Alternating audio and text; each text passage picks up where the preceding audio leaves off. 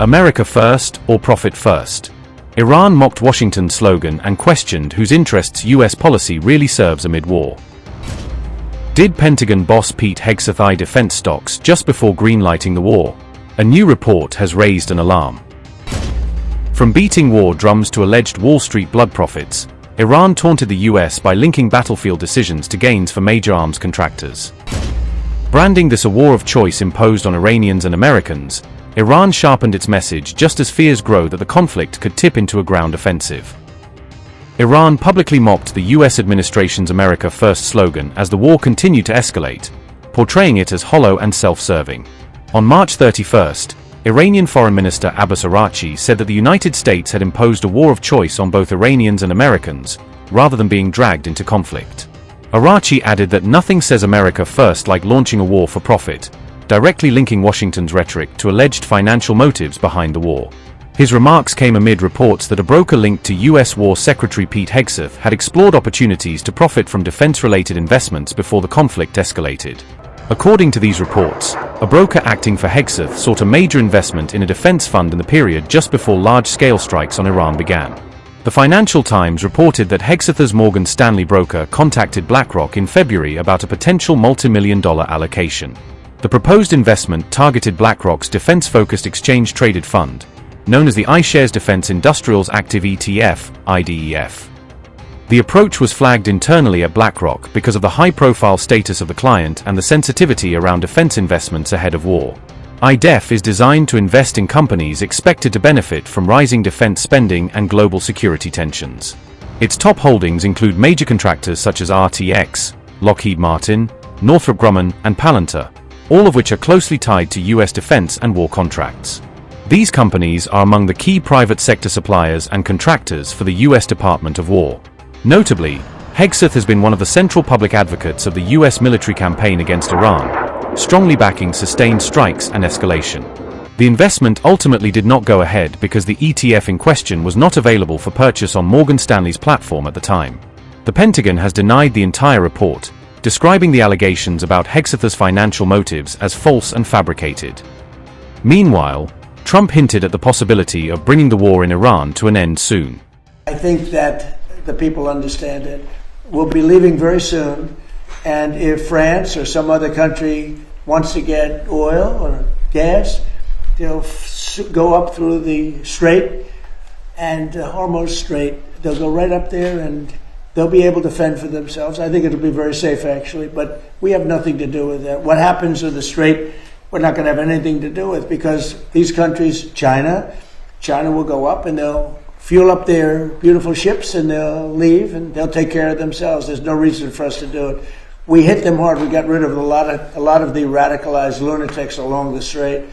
But if they want something, but I would say that within 2 weeks, maybe 3, we're hitting them very hard. Last night we knocked out tremendous amounts of missile-making facilities. We, as you probably read or wrote, will be gone. We knocked out. Excuse me. Pardon me for interrupting.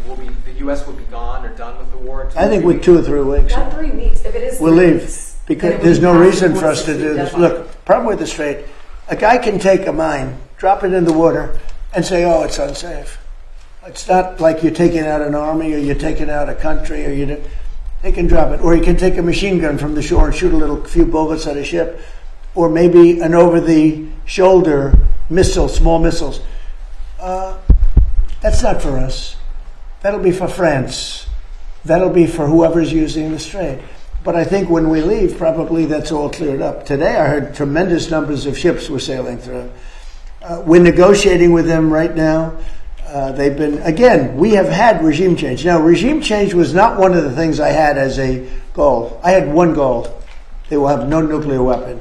And that goal has been attained. They will not have nuclear weapons. But we're finishing the job. And I think within maybe 2 weeks, maybe a couple of days longer to do the job. But we want to knock out every single thing they have. Now, it's possible that we'll make a deal before that, because we'll hit bridges, and we've hit some. We'll hit some bridges. Got a couple of nice bridges in mind. But if they come to the table, that'll be good. But it doesn't matter whether they come or not. We've set them back. It'll take 15 to 20 years for them to rebuild what we've done to them.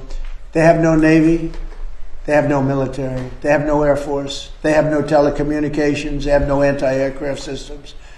They have no leaders. You know, their leaders are all gone. That's why we have regime change. We have nice new leaders. Peter? Thank you, President Trump. You talked about how the ballroom needs to have a drone-proof roof. Right. There have been drone swarms flying over sensitive military installations in the U.S. over the last couple of weeks. The reports are they don't look commercial and they can't be jammed. Is this another country's military?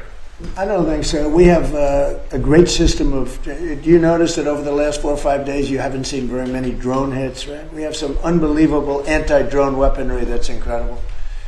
But you want to have, like, for instance, the ballroom. We have a very powerful very steel roof with other things in it. And you want to have, if you're building a building for security, just like his judge's opinion, you have to have security for the president and his staff. You need heavy, strong ceilings. You need seriously thick, bulletproof, ballistic glass. And we have that. Other buildings don't. You know, fairly modern buildings don't have that. They have roofs that are weak and they have regular glass windows. There was this incident down at Barksdale, though, where apparently a whole swarm of drones for a couple hours was over the flight line. There's a lot of really important planes down there. Yeah. How concerned are you that this is some other country just scoping out? Yeah. I know about it. They've checked that out and they've gotten to the bottom of it. You know, you have a lot of people now that fly these things all over the place, and we're coming down very hard on them. But we're able to take them out militarily. We're able to take them out very easily. And a new thing is lasers. You know, the lasers are becoming very, very effective. You hit a drone and it melts in air. It's a beautiful thing to see. If it's coming at you, having a laser is a very nice thing. But we have, there are methods of defending against drones. I mean, the advantage from the standpoint of defense is they don't go very fast relative to a F-22, that plane right over there. They go very slow. They can be also shot out of the air by, high quality aircraft, which we have more than anybody ever had.